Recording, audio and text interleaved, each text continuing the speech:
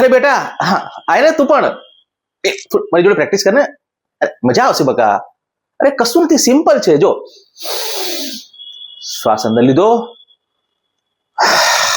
શ્વાસ બહાર, કશું નથી. અરે બેટા, આ જીવન શું છે? શ્વાસ અંદર લીધો તો જીવન, શ્વાસ બહાર નીકળી ગયો તો મૃત્યુ.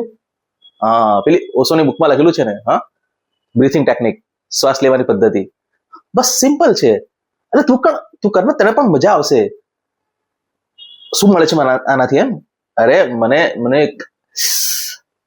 એકદમ ફ્રેશ થઈ જાઉં છું, એકદમ મને યંગ જેવું ફીલ થાય છે. મને એક એનર્જી મળે છે, મને એક ડિવાઇન એક્સપિરિયન્સ મળે છે. તું આખો દિવસ તારા પોતાના ક્લાયન્ટ માટે, ફેમિલી માટે, તારા ફ્રેન્ડ્સ માટે, રિલેટિવ્સ માટે 24 કલાક કાઢે છે ને, આ 10 મિનિટ ખાલી તારે પોતાના માટે કાઢવાની છે. અને પછી તું જો તારું જીવન આખું કેવું બદલાઈ જાય છે.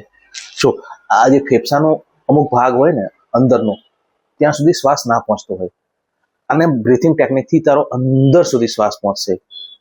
અને હું તને સમજાઈ નહીં શકું બકા. તું આ જાતે ફીલ કરીશ ને તો જ તને અનુભવ થશે.